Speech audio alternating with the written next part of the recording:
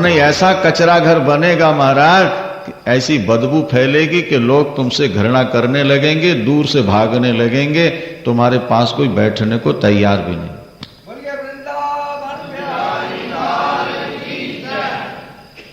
झाड़ू लगाते रहो, भगवान नाम और भगवत कथा ही झाड़ू है।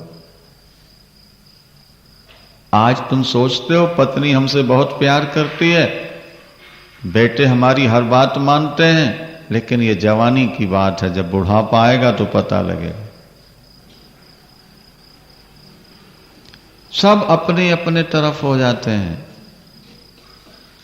एक बूढ़े ने करोड़ों रुपया कमाया, जब बहुत बूढ़ा हो गया, दरवाजे पर बैठा रहे खाट बिछाए, तो बहू ने कहा बेटे से कि इस बूढ़े को या तो तीर्थ भेज दो या ऊपर कमरा बनवा दो।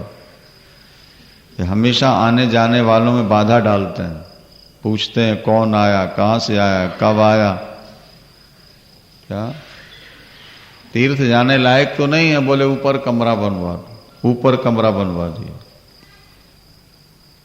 और एक टल्ली रख दी, घंटी नहीं होती टल्ली बोलते, घंटी रख दी पास।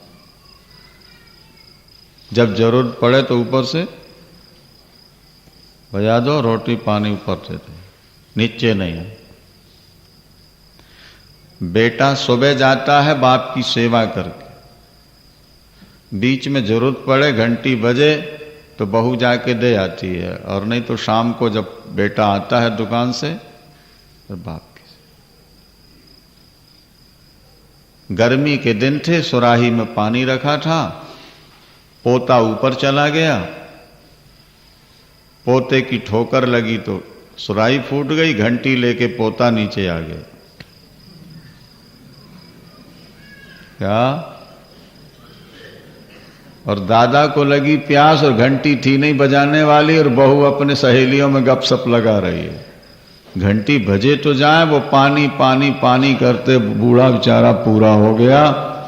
पुत्र ने दुकान से आके जब देखा तो बाप मरा पड़ा, क्योंकि पानी नहीं था। इस दुनिया में तुमसे प्यार करने वाले तभी तक करेंगे जब तक तुमसे कुछ मिलने की आशा है। मिल रहा, इसलिए भैया सारी जिंदगी नोटों में खराब मत कर दो यारो, थोड़ा सा समय हमारे ठाकुर के लिए भी निकाल लिया करो। जिसने तुम्हें इतना बढ़िया शरीर दिया उसका भी कभी भजन कर लिया करो, बोला करो भैया। भगवान ने गला दिया है बोलने के लिए, प्रभु का नाम नहीं बोलोगे तो भगवान सोचेगा हमने गलती की, गला देकर गूंगा बना देना था तो अच्छा था। प्रभु का नाम लेने में संकोच नहीं करना। इतना बढ़िया शरीर आपने स्वयं बना लिया है कि पिताजी ने आपके बनाया है, या माँ ने बनाया, या भगवान ने बनाया? क्या जवाब होगा? एक ही उत्तर देता है हर व्यक्ति के, भगवान ने बनाया। तो जब भगवान ने इतना बढ़िया शरीर बना के दिया तो बदले में आपने भगवान को कुछ दिया कि नहीं दिया? सरकार अगर आपको बिजली पानी देती है तो आप बदले में बिल चुकाते हैं कि नहीं? और नहीं चुकाएंगे तो क्या होगा? तो आपको जो हाथ कान नाक दिल दिमाग मिला है, अगर इसका बिल नहीं चुकाओगे तो क्या होगा? तो क्या कटाना ही चाहते हैं? ये अच्छे नहीं लग रहे आपको? अरे जिस प्रभु ने आपको इतना कुछ दिया उसे थोड़ा सा टाइम तो दे दो, थोड़ा उसका नाम तो ले लो, और नहीं पछताना पड़ेगा। मन पछतई है अवसर बीते। क्या? मन पछतई है अवसर बीते। हमारे नंदलाल जी गाया करते हैं, क्षमा बुझ गई तो महफिल में रंग आया, क्षमा बुझ गई तो महफिल में रंग आया, जिंदगी गुजर गई तो जीने का ढंग आया। भजन करो। गलतियां बहुत हो रही हैं, उस कचरे को थोड़ा भजन के झाड़ू से साफ करो। कानकुब्ज देश में एक अजामिल नाम का ब्राह्मण है। अपने माता पिता की प्यारी संतान, माता पिता ने बड़े लाड़ प्यार से पाला। ब्राह्मण था, वेदों का स्वाध्याय करता है, संध्या गायत्री सूर्यार्घ सब करता है। एक बार जंगल गया लकड़ी काटने के लिए, हवन के लिए। लकड़ी लेकर वापिस आ रहा है। जंगल में एक झरना बह रहा, नदी का किनारा है, सुंदर वृक्ष लगे हैं। एक वेश्या शराब पी करके जारपति के गले में हाथ डालकर बैठी है। आपस में उनकी क्रीड़ा है। उनको अपने वस्त्रों की भी सुध नहीं, क्योंकि एकांत स्थान है।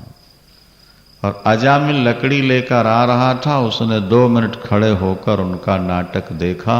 उसके मन में भी वासना जाग उठी, इस वेश्या को मैं अपनी पत्नी बनाऊंगा। यद्यपि अजामिल विवाहित था, उसकी जवान पत्नी घर में है, बूढ़े माता पिता हैं, लेकिन इन इंद्रियों में नित नए भोगों की इच्छा होती है। और जैसा करो संग वैसा चढ़े रंग होता है। घर आते ही पिता के पैसे चुराकर वेश्या के यहां गया। पैसे दिए, वेश्या ने प्यार करना पैसे की यार, ऐसा उसने जाल में फंसाया। भागवत में लिखा कि उसने अपनी विवाहिता पत्नी को छोड़ दिया, अपने बूढ़े माता पिता को छोड़ दिया। वेद पाठ करना, गायत्री संध्या सब छूट गया। धीरे धीरे वो शराब पीने लगा, मांस खाने लगा, चोरियां करने लगा, क्योंकि और कोई गुण था नहीं। वेश्या से उसने 9 पुत्र पैदा किए। वेश्या के घर ही रहने लगा था। ध्यान दो, कुसंग 2 मिनट के सिनेमा ने सारी जिंदगी खराब कर दी अजामिल की। सुना है पिक्चरों में यही आजकल दिखाया जाता है। और पहले तो लोग बच्चों को घर से बाहर नहीं जाने देते थे, कहीं कुसंग की हवा न लग जाए। लेकिन आज तो कुसंग कमरे के अंदर आ चुका है। अब बच्चों को कुसंग से बचाना बड़ा मुश्किल है। क्या अब कुसंग से बच जाए वो आश्चर्य है। जिन वैष्णवों के घर में कभी प्याज नहीं आती थी, आज उनके फ्रिजों में अंडे प्याज फ्रिज की शोभा बढ़ा रहे हैं। जहां कभी कैंपा कोला नहीं आता था, वहां शराब की बोतलें आज रखी हुई हैं। सारा धर्म कर्म खत्म हो रहा है। बेटे घर में अगर खाने न दो तो होटलों में जाके गंदी चीज खा के आ जाते हैं। होटलों में पैसे वाले लड़के जाकर गलत काम करते हैं। कुसंग बहुत बढ़ गया। रामायण में लिखा है कि बारू भालतात नरक कारी वासा, पदुष्ट संग जानी दे विधाता। नरक का वास भला, पर दुष्ट का साथ भला नहीं है। अजामिल का सारा जीवन बर्बाद हो गया वेश्या के संग से। ब्राह्मण होते हुए भी वो बिल्कुल भ्रष्ट हो गया, राक्षसों जैसा।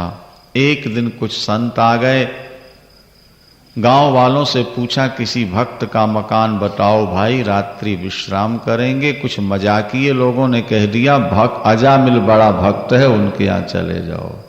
भक्त अजामिल की जय हो कहते संत पहुंचे, और जैसे ही दर्शन किया संतों का, बुद्धि में एकदम पलटा खाया। संग का प्रभाव होता है। ऐसा तेजस्वी शरीर, वाणी में ऐसी मिठास।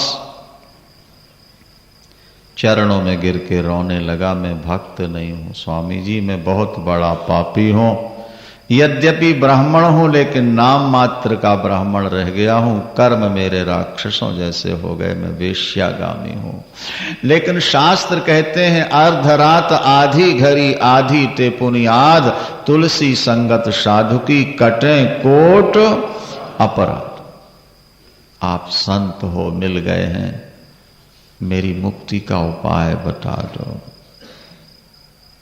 संतों ने कहा बेटा आगे पाप छोड़ दो, और भगवान का भजन करो, पूजा करो, उद्धार हो जाएगा। बोले स्वामी जी भजन में मन लगता ही नहीं, पाप छूटेंगे नहीं और भजन में मन लगेगा नहीं। इसके अलावा कोई मुक्ति का उपाय हो तो बता दो। जब व्यक्ति ज्यादा पाप करता है तो उसकी बुद्धि के ऊपर एक ऐसी मैल जम जाती है जो ईश्वर को स्वीकार नहीं करने देती। ये ध्यान दें। नमाम दुष्कृतनो मूढ़ा प्रपद्यन्ते नराधमा। अर्जुन ने भगवान कृष्ण से प्रश्न किया, प्रभु लोग आपका भजन क्यों नहीं करते? भगवान ने कहा जिनके पाप ज्यादा है वे मेरा भजन नहीं कर सकते। आपका भजन कौन करते हैं प्रभु? बोले एषाम त्वंतगतम पापम, एषाम तु अंतगतम पापम जनानाम पुण्य कर्मणाम। पुण्य करते करते जिनके पाप अंतगत हो गए, नष्ट हो गए, वे मेरा भजन कभी नहीं छोड़ते। अर्जुन वो मेरा चिंतन करते। उल्लू की आंखों में ऐसा कांच फिट किया गया है कि जहां उजेले में अंधेला दिखता है और अंधेले में उजेला दिखता है। पापी की बुद्धि में भी ऐसा कांच फिट रहता है कि उसको भजन तो पाप नजर आता है और पाप पुण्य नजर आता है। वो सत्संग को पाखंड समझता है और सिनेमा को अपनी जिंदगी का सार समझता है। ये पाप की, एक पापी की पहचान। अजामिल ने कहा मुझसे भजन नहीं होगा, लेकिन मेरी मुक्ति चाहिए। बैठ गया चरणों। उपाय कोई और। अच्छा तो ये बताओ अजामिल तुम्हारा मन कहां लगता है? बोले बेटों को खिलाने पिलाने में बहुत मन लगता है, बेटों की सेवा में। अरे बोले बस फिर तो तुम्हें मुक्ति मिल ही जाएगी, तुम तो बिल्कुल सेंटर में आ गए हो। बेटों की सेवा से भगवान कैसे मिलेंगे स्वामी जी? बोले आगे भी तुम्हारे बेटा होने वाला है, हमने ज्ञान दृष्टि से देख लिया। तुम अपने बेटे का नाम रख दो नारायण। क्या नाम रखो? जोर से बोलो, बोलो वृंदावन। क्या नाम रखा भैया? नारायण। नारायण। तुम्हारा उद्धार हो जाए। संत युक्ति बताने वाले चले गए। 10वां पुत्र हुआ, उसका नाम रखा नारायण। बस उसको खिलाते पिलाते सुलाते संभालते हर समय बोलते रहते थे, बेटा नारायण, बेटा नारायण, नारायण नारायण। वो नारायण नारायण नारायण कहते कहते कहते वो नारायण शब्द भगवान का कंठ में जम गया। 88 वर्ष की अवस्था में बीमार पड़ा और जैसे ही यमराज के दूत लेने आए अचानक मुख से निकल गया नारायण नारायण। बेटे को बुलाया नारायण। भगवान के पार्षद आ गए, 4 हाथ वाले। उन्होंने कहा इसको छोड़ दो। यमदूतों ने कहा क्यों? इसने तो बहुत पाप किए हैं, सारी जिंदगी पाप किया है, पूरी फाइल पापों से भरी है।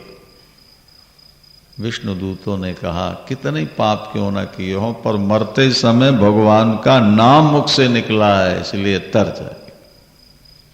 लेकिन इसने तो बेटे को बुलाया है। यमदूतों ने कहा, भगवान के पार्षदों ने कहा ठीक है, इसने भले बेटे के लिए बुलाया हो, लेकिन नारायण नाम तो भगवान का है। आग जान के छुओ तो जला दे और बिना जाने छू लो तभी जलाएगी। अमृत जान के पियो तो अमर बना दे और बिना जाने पी लो धोखे से तो भी अमर बनाए। वस्तु अपना गुण नहीं छोड़ती, इसलिए भगवान का नाम कैसे भी निकला निकला, इसके पाप सब खत्म, अब ये नरक नहीं जाए। व्यक्ति किसी बहाने नाम ले प्रभु का, उद्धार छोड़ा दी। कहां तो मर रहा था, नाम लेने से जीवित हो गया, हो बच गया।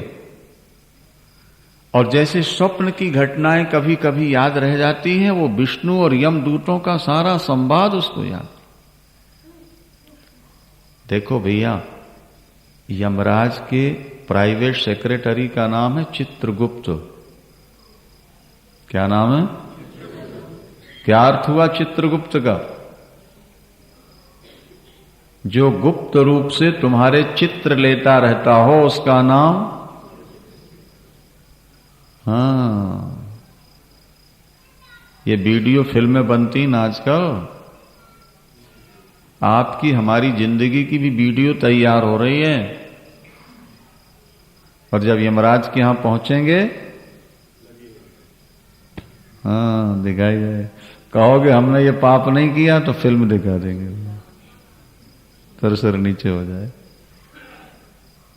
जब इंसान का बनाया यंत्र चित्र ले सकता है, तो भगवान के बनाए यंत्रों में शक्ति नहीं तुम्हारे कर्मों की फिल्म ले ली जाए। इसलिए छुप के पाप करने की आदत छोड़ दो। बोलो वृंदावन। आज आप मिलने सोचा, जो बीत गई सो बीत गई, जो बची है अब भगवान को दे दो। मर ही रहा था मैं तो, न मालूम किस पुण्य से बच गया। अब यही सोच लूं मैं मर चुका, अब घर का काम नहीं करूंगा, अब पाप नहीं करूंगा। 88 वर्ष की अवस्था में अजामिल ने कानकुब्ज देश छोड़ा, कन्नौज, बेश्या से उत्पन्न पुत्र, घर सब छोड़ दिया और सीधे गंगा हरिद्वार चला गया। गंगा द्वार मुपेयायो मुक्त सर्वानुबंधना, सीधा गंगा द्वार चला गया। भगवती मां गंगा में गोता लगाना और गंगा के किनारे बैठकर श्रीमन नारायण नारायण नारायण, श्रीमन नारायण। कोशिश करो प्रभु का नाम लेने में स्वाद आने लगे। जैसे चाय की घूंट भरने में स्वाद का अनुभव होता है, इसी तरह प्रभु का पावन नाम लेते अगर स्वाद का अनुभव होने लगे। देखो भाई, हम लोगों की अगर एक श्वास भी बिना नाम की निकले तो बड़ी पीड़ा होती है, घबराहट होने लगती, और नाम निकलता रहे तो बड़ी मस्ती रहती, आनंद रहता। और इसीलिए आप लोगों से कहते हैं कि थोड़ा भजन की आदत डालो। विषयों की वानगी तो ले ली, सैंपल देख के सामान खरीदते हैं आप लोग, थोड़ा इस भजन का भी सैंपल ले लो थोड़ा। नहीं, अनुकूल पड़े तो बढ़ जाना, न पड़े तो छोड़ देना। कुछ दिन तक कथा सुन लो, कुछ दिन तक भजन कर लो। आज बात चली खन्ना जी से, हमने कहा भैया देखो हॉल बन रहा है वृंदावन में, 80G मिल चुकी है तो कुछ करा लेना। बोले गुरुजी आप चिंता नहीं करेंगे, आपकी चिंता मेरी चिंता है, या लोगों से करके दूं या पास से दूं, लेकिन एक मेरी प्रार्थना है, आप मुझे आशीर्वाद दें, वचन दें। मैंने कहा क्या? बोले माया मेरे ऊपर हावी ना होने पाए, मैं माया में फंसने ना पाऊं, ये मुझे आशीर्वाद दे दीजिए। बाकी आपकी कोई चिंता हॉल वाली नहीं रहे। धन कमाते हुए ये चिंता रहे कि हमें माया जकड़ न ले, हम घर में रहते हुए भी भजन करते रहें, ये पूर्व जन्म के पुण्य का फल होता है। और नहीं तो व्यक्ति जब पैसे कमाने लगता है तो पागल हो जाता है। कहते हैं धतूरे से धन में 100 गुना नशा ज्यादा होता है। धतूरा तो खाने के बाद नशा देता है, लेकिन नोट दिखाई पड़ जाए तो नशा आ जाता है। बोलो वृंदावन।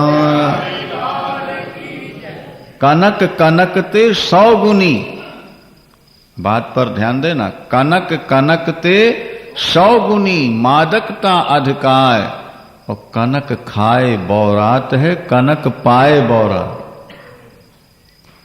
धतूरा तो खाने के बाद नशा देता है, लेकिन धन मिला दिखा और नशा आ जाता, ईश्वर याद नहीं आता। भागवत में एक श्लोक लिखा, जिसको ऊंचा पद मिल जाए,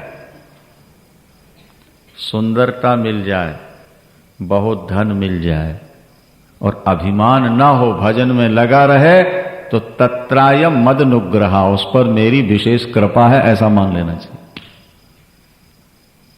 उस पर मेरी विशेष कृपा।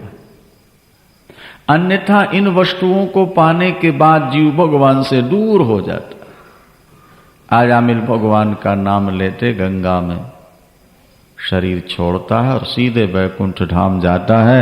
देवता पुष्प वर्षा कर बाजे बजाए और जय जयकार करते हैं।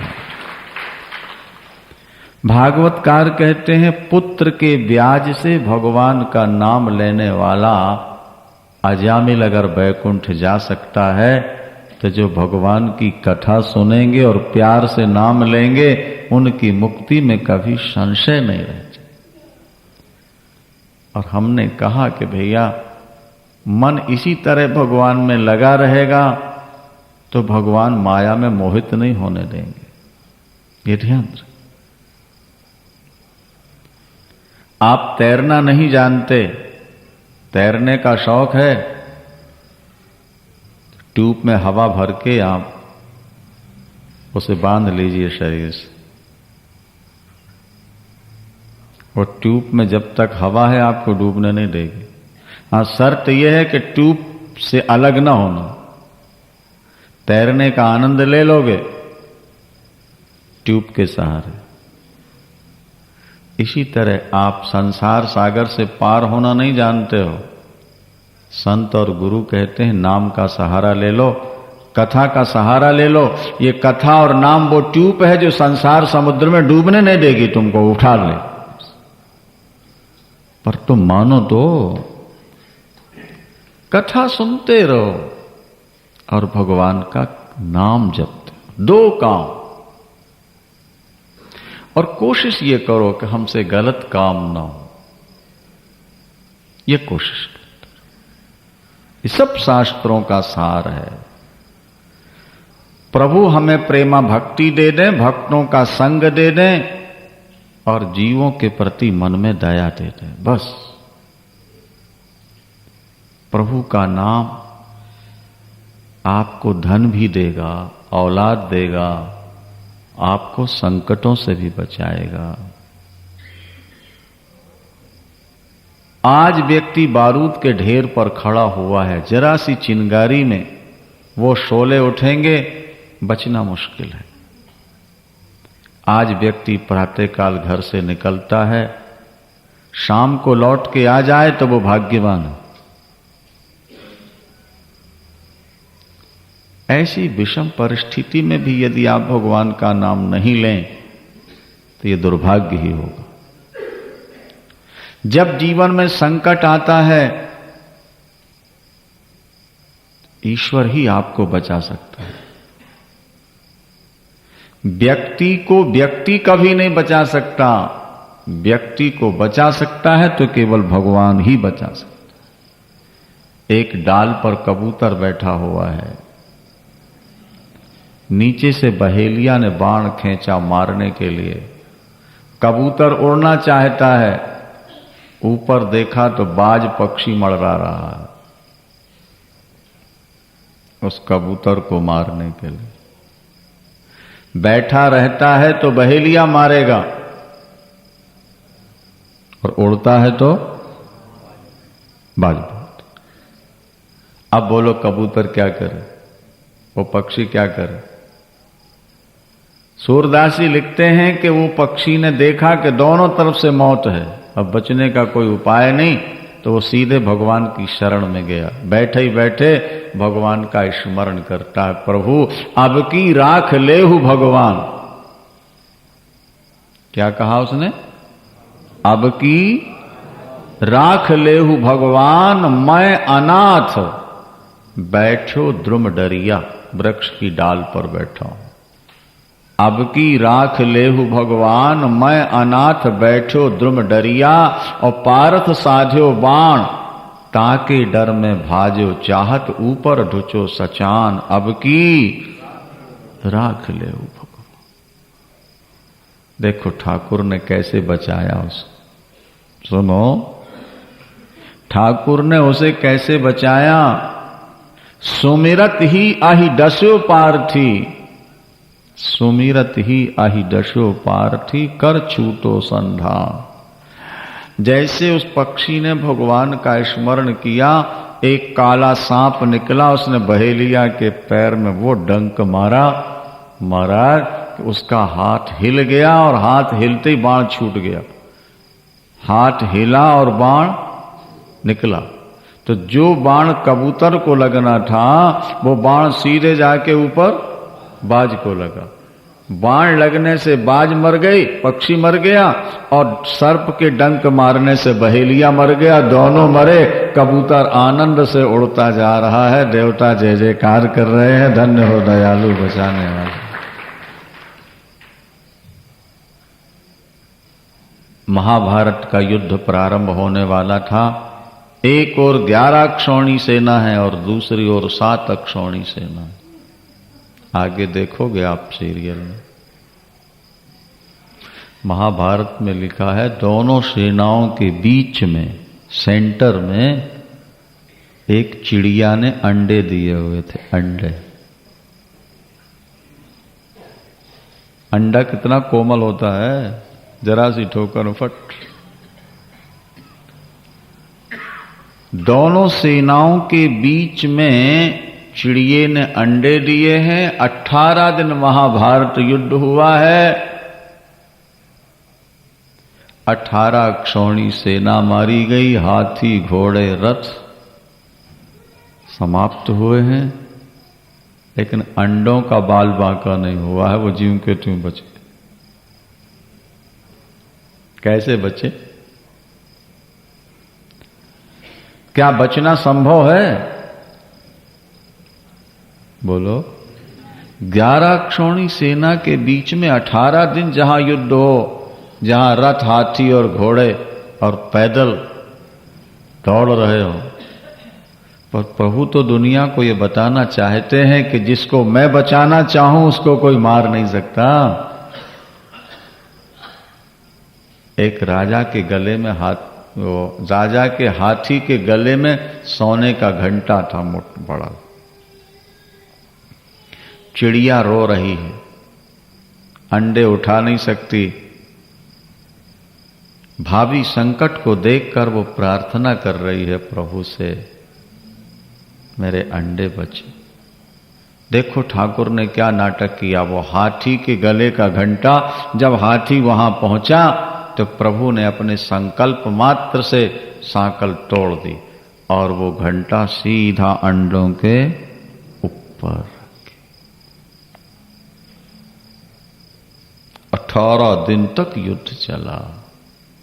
महाभारत युद्ध दुनिया का बेजोड़ युद्ध है, ऐसा आज तक युद्ध हुआ ही नहीं कहीं, इसीलिए उसका नाम महाभारत। 18 अक्षौणी सेना मारी गई दोनों पक्ष की, केवल पांडव ही बच पाए। और युद्ध की समाप्ति की घोषणा जब हो गई और भगवान अर्जुन का रथ लेके वापस लौटे तो वहीं से गुजरे जहां वो अंडे थे।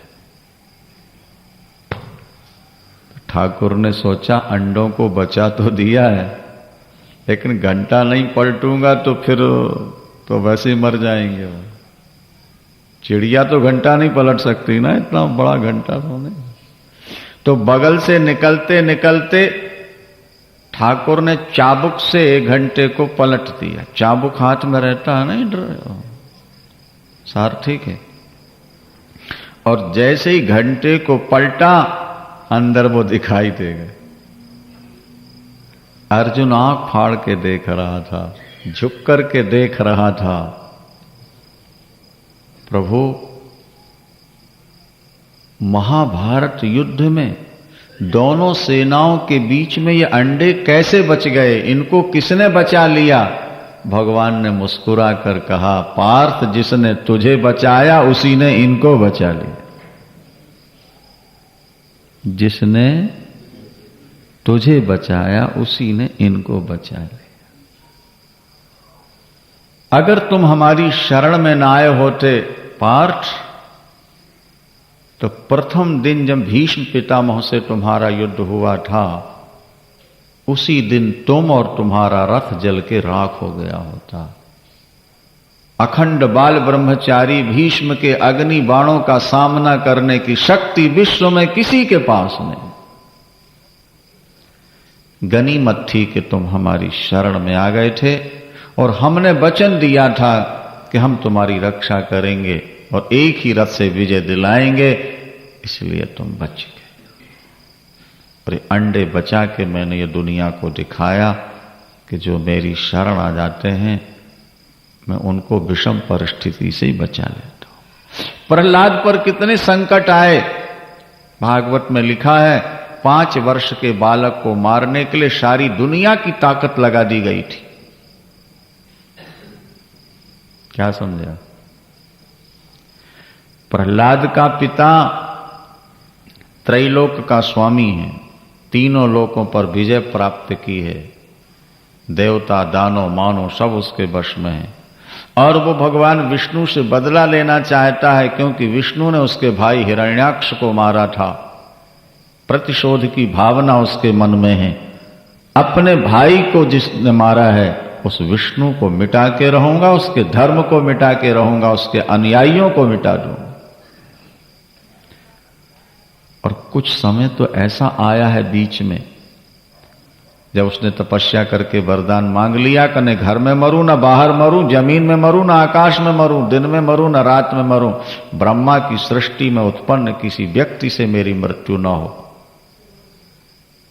तो फिर उसने वो शासन चलाया। महाराज, एक व्यक्ति राम का नाम नहीं ले सकता था उसके राज्य, कहीं हवन नहीं, कहीं पूजा पाठ। लेकिन प्रभु ने उसके घर में ही ऐसा बेटा पैदा कर दिया जिसको न राज का मद है, अभिमान है, और न पिता का भय है। अभिमान नहीं, भय नहीं, निर्भय। और वो कीर्तन करते करते करते, नाचते नाचते बेहोश हो जाता है, कभी रोते रोते बेहोश होता है, कभी चीख मारता है, पुकारता है प्रभु, कभी हंसने लगता है, जैसे एक पागल की स्थिति होती, ऐसा बन चुका। लोक लाज से ऊपर उठ गया था वो, सहारा था नाम का। हिरण्यकश्यपु ने पूछा था एक दिन, जब स्कूल से पढ़ के लौटा विद्यालय से, प्रहलाद क्या पढ़ा? बोले पिताजी, ये गृहस्थी अंधा कुआं है, इससे निकल के भजन में डूब जाना ही जीवन का सार है। और दूसरी बार जब पढ़ के लौटा, गोद में बैठाल के फिर पूछा, तो प्रहलाद ने साफ कह दिया, ईश्वर को पाने के 9 रास्ते हैं, एक रास्ता भी पकड़ लो ईश्वर की प्राप्ति हो जाएगी। श्रवणम, कथा सुनते रहो, कथा सुनते सुनते भगवत दर्शन हो जाए। कीर्तनम, कीर्तन करने से भगवान मिलते हैं। स्मरणम, चलते फिरते स्मरण करो नाम। वृद्ध माता पिता गुरु की सेवा करो, भगवान की मूर्ति घर में रख के पूजा करो, सबको वंदन प्रणाम करो, भगवान के दास बन जाओ या सखा बन जाओ या अपना जीवन भगवान को दे दो। ये 9 रास्ते।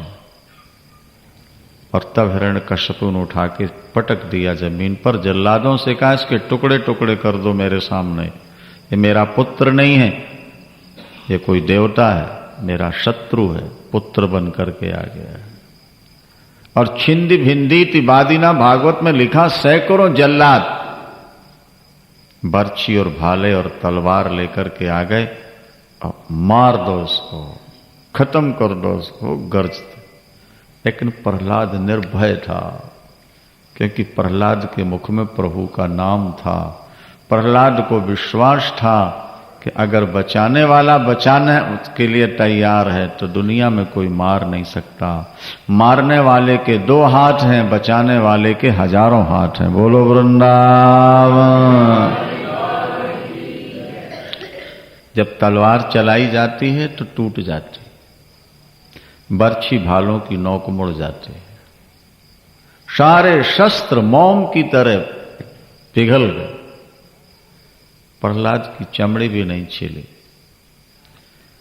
उबलते तेल के कड़ाहे में फेंक दिया, लेकिन आश्चर्य था कि प्रहलाद गिरे तो तेल ठंडा हो गया, और गरम खाम से चिपकाया तो भगवान कीड़ी बन के घूम रहे थे गरम खाम में, और चंदन की तरह ठंडा हो गया। हिरण्यकश्यपु कहता नाम छोड़ दे बचा लूंगा। प्रहलाद कहते हैं पिताजी अभी भी नाम छोड़ दूं, जिस नाम के प्रताप से शस्त्र व्यर्थ हो गए, जिस नाम के प्रताप से उबलता तेल शीतल हो गया, जिस नाम के प्रताप से लोहे का गर्म खाम चंदन की तरह शीतल लग रहा है, उस प्रभु का नाम मैं कभी छोड़ सकता हूं? जीवन के अंतिम श्वास तक प्रभु का नाम लेता रहूं। शरीर आपने पैदा किया है, जो दंड देना है दीजिए, मैं ना नहीं करूंगा, लेकिन आत्मा परमात्मा का अंश है, मैं ईश्वर का। हाथी के पैर के नीचे दबाया, जहर पिलाया, पहाड़ से पटका, सर्पों से डसाया, भाई क्या क्या गिनाए आपको। भागवत में लिखा कि कोई उपाय ऐसा नहीं जो न किया हो। लेकिन प्रहलाद का बाल बांका। और अंत में जब हिरण्यकश्यपु स्वयं मारने के लिए तैयार हुआ, पूछता है तू किसके बल पर निर्भय है? बोले पिताजी जिसके बल पर आप राज्य करते हो, शासन करते हो, सूर्य चांद चमकते हो, उसके बल पर मैं निर्भय हूं। वो कौन है? ईश्वर है। कहां रहता है? सर्वत्र, सब जगह रहता, एक जगह नहीं, सब जगह। खंबे में क्यों नहीं दिखता? हिरण्य प्रहलाद ने कहा मुझे तो दुनिया के हर कण में ईश्वर दिखता है, आपको नहीं दिखता तो आपके नेत्रों का दोष है। तो पत्थर के खाम में भी तेरा ईश्वर है? बोले हाँ। उछल के जैसे मुष्टिक मारी वैसे गड़गड़ाते नरसिंह भगवान प्रकट हो गए, देवता पुष्प वर्षा के बाजे बजाए जय जयकार करने में। अपने भक्त का वचन सत्य करने के लिए, कण कण में अपनी व्यापकता दिखलाने के लिए भगवान खंबे से प्रकट। और हिरण्यकश्यपु को फाड़ दिया चौखट पर बैठ के। और अंत में प्रहलाद ने जब प्रणाम किया के तो भगवान ने उठा लिया गोद में, रो पड़े भगवान, हाथ जोड़ के क्षमा मांगते हैं, बेटा कहां तेरा इतना सुकुमार शरीर और कहां इतनी भयानक यातनाएं, कष्ट, तूने मेरा भजन नहीं छोड़ा, मुझे आने में विलंब हुआ, मुझे माफ करते। भगवान भक्त से माफी मांगता है। क्षंतव्य मंग यदि में समय विलंबा। विलंब से क्यों आए प्रभु? भगवान ने कहा दुनिया को 2 बातें दिखानी थी। एक तो ये कि मेरे भक्त पर कितनी संकट आ जाए, जो मेरा असली भक्त है मेरा भजन नहीं छोड़ता, और दूसरे ये कि मैं जिसको बचाना चाहूं दुनिया की कोई ताकत उसको मार नहीं सकती। इसलिए विलंब से आया कि हिरण्यकश्यपु अपनी पूरी शक्ति लगा के देख ले पहले, आप माफी मांगो। प्रहलाद बर मांग ले। प्रहलाद ने कहा प्रभु बस मांगने की इच्छा ही ना हो, अपनी प्रेमा भक्ति दे दो, आपके प्यार में मस्त रहो, अपनी माया से बचा के रखना मुझे। पिता को वैकुंठ दे दीजिएगा, यद्यपि उन्होंने काम तो नरक के किए हैं, लेकिन आप वैकुंठ दे दो। भगवान ने कहा बेटा तेरे पिता को तो क्या 21 पीढ़ियों को वैकुंठ दे दूंगा, 21 पीढ़ियां तेरी वैकुंठ जा, और जो तेरी कथा सुनेंगे प्रातःकाल तेरा नाम लेंगे उनकी भी वैसे ही रक्षा करूंगा जैसे तेरी रक्षा करता रहा। बोलो वृंदावन नरसिंह भगवान की। नरसिंह का स्मरण करो, प्रहलाद का चिंतन करो, परमात्मा प्रहलाद की तरह तुम्हारी रक्षा करें। प्रहलाद जी ने भगवान नरसिंह से प्रार्थना की, प्रभु हमें इन इंद्रियों से बचाइए। 10 इंद्रियों के विषय ये 10 स्त्रियों की तरह हैं। जैसे किसी गृहपति को 10 स्त्रियां अपनी अपनी ओर खींच रही हों, इसी तरह ये 10 इंद्रियां मनुष्य के मन को अपनी ओर खींचती हैं, विषयों की ओर ले जाती हैं। और ये जो थोड़ा बहुत भजन करता है, इंद्रियों के पाप उसको नष्ट कर दिया करते हैं। जैसे फूटे घड़े में भरा गया पानी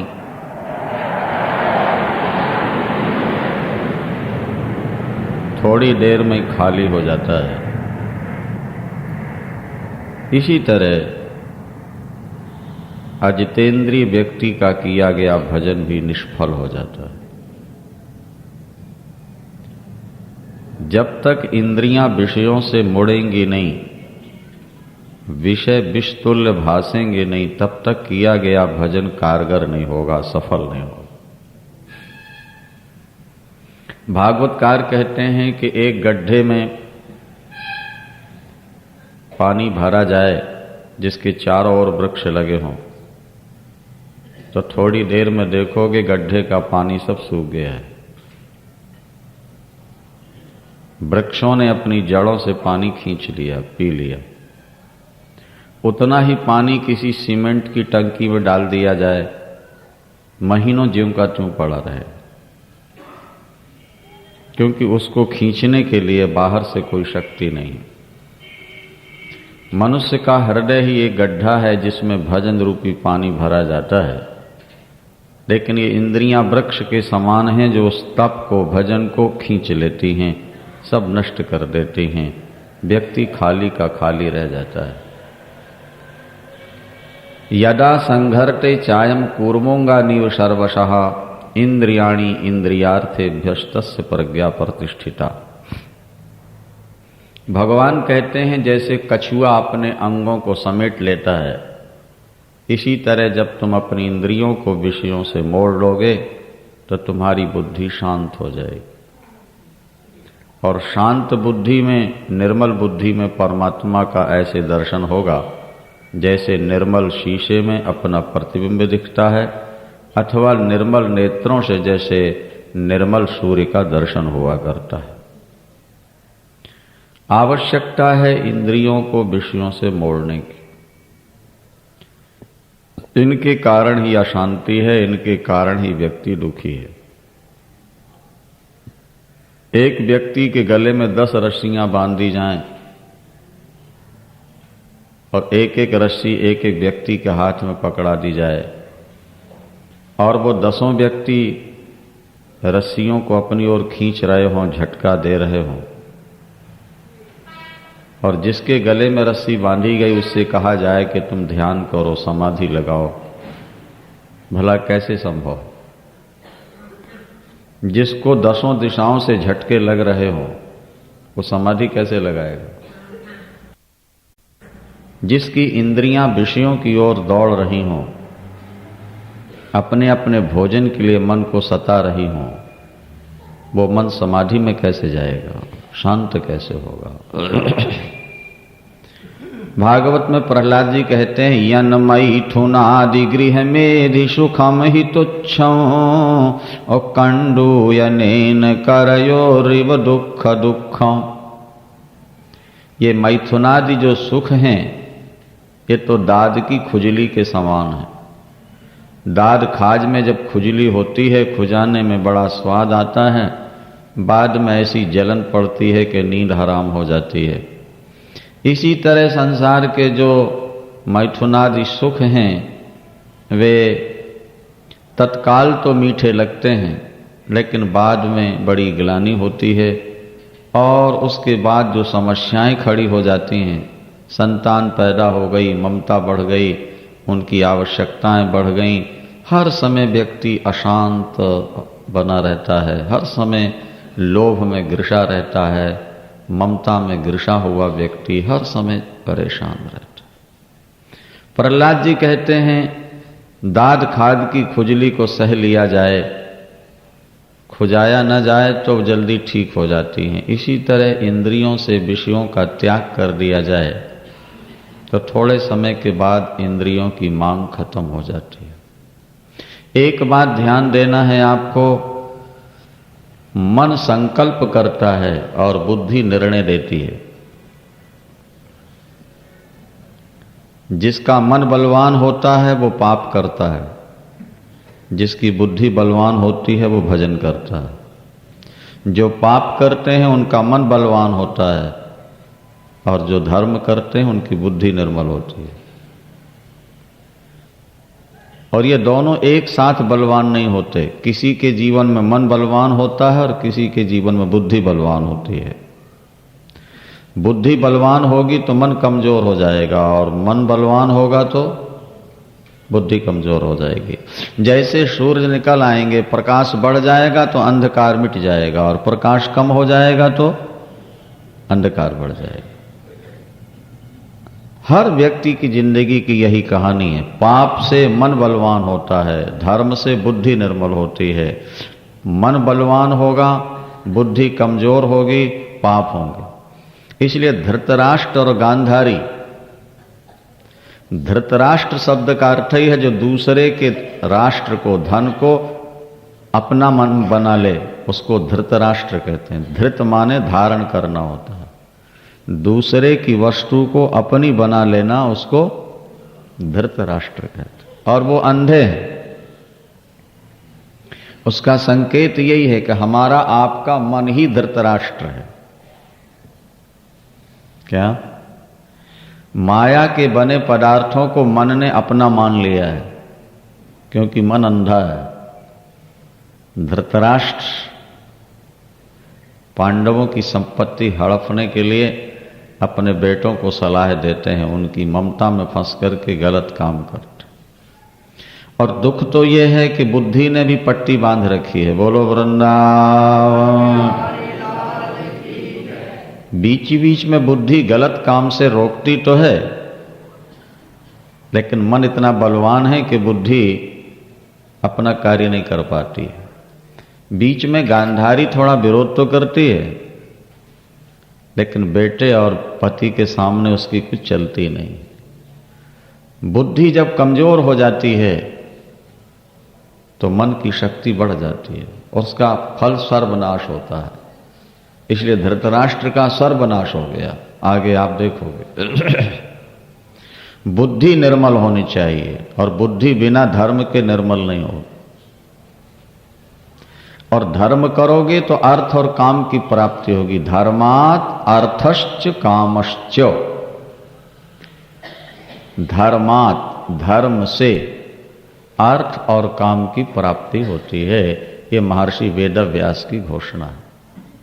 रामायण में भी लिखा है कि जिमि सारिता सागर मह जाही, जिमि सारिता सागर मह जाही, यद्यपि ताहि कामना नाही, तिमि सुख संपत्ति भी नहीं बुलाए, तिमि सुख संपत्ति भी नहीं बुलाए, कि धर्मशील पाह जाही सुहाए।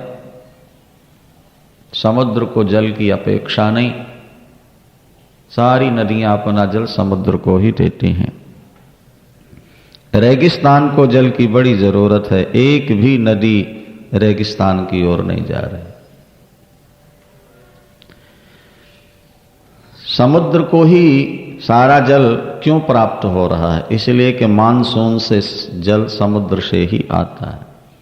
समुद्र ने दान किया जल का, इसलिए नदियां उसी को वापस दे रही। इसी तरह जब व्यक्ति धर्म का आचरण करता है तो न चाहने पर भी उसके यहां धन आता है, उसकी कामनाओं की पूर्ति होती रहती है। और जब व्यक्ति धर्म नहीं करता तो ना उसको धन मिलता है, ना इच्छाओं की पूर्ति होती है। धर्मात् अर्थश्च कामश्च। धर्म से ही अर्थ और काम। पुण्य पुरुष का महि सुख छाई। रामायण में लिखा है पुण्यात्मा पुरुष के लिए पृथ्वी में जहां जाए वहीं सुख मिलेगा उसको। इसलिए वेद भगवान कहते हैं सत्यम वद और धर्मम चर। सत्य बोलो और धर्म का आचरण करो।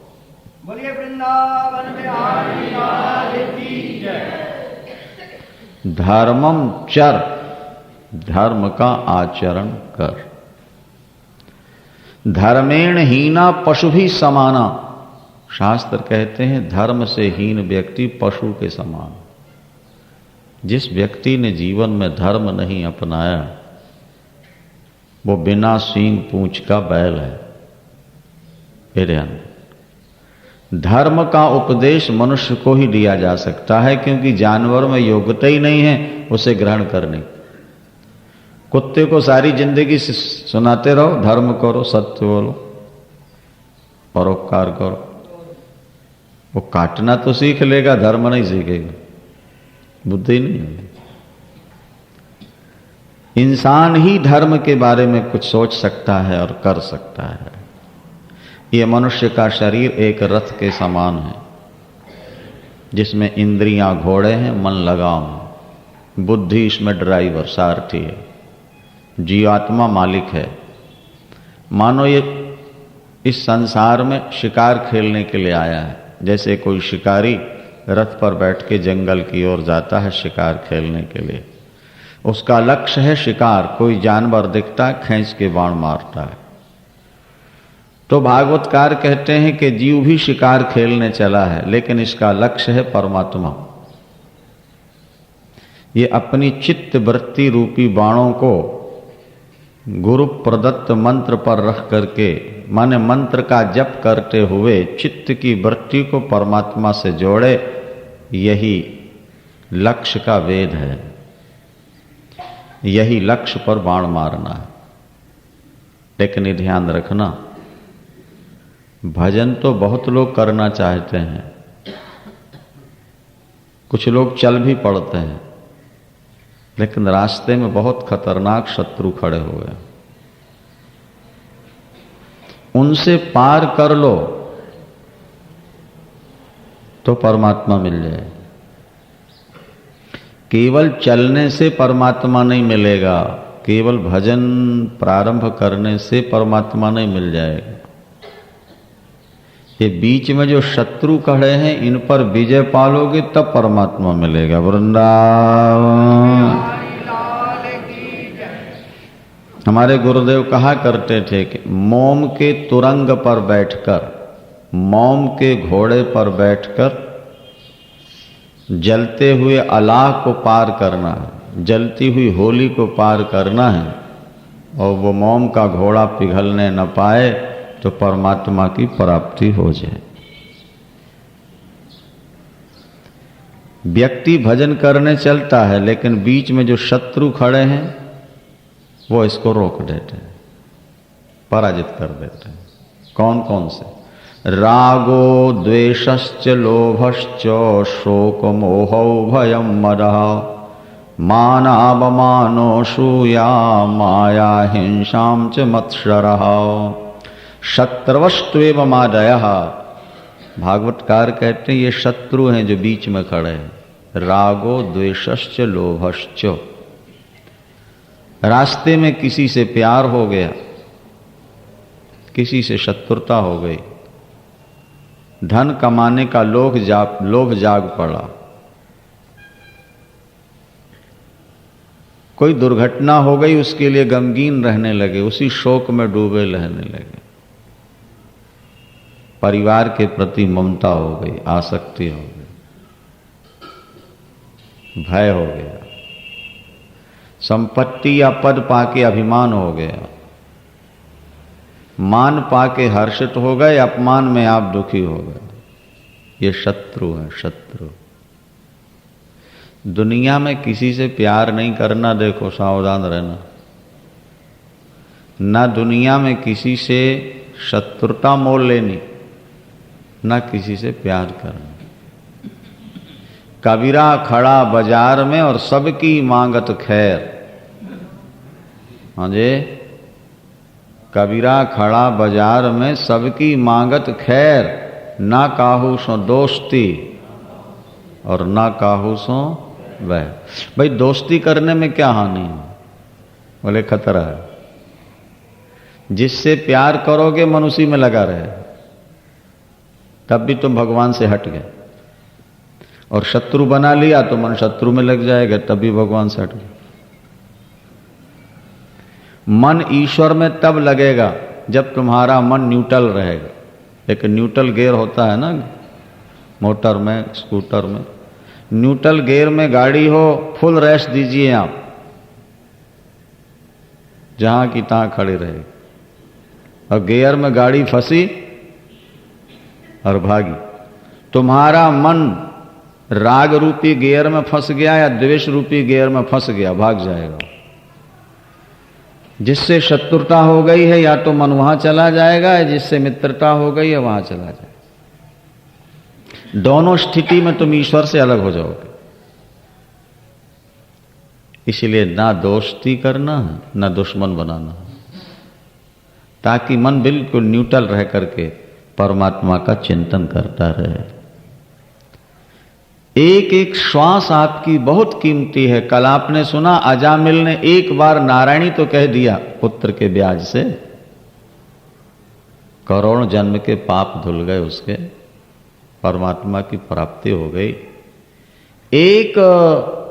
एक बार एक श्वास से अगर एक नाम भी निकल जाए तो करोड़ों की कीमत का है। वृंदावन श्रीमन नारायण नारायण नारायण श्रीमान।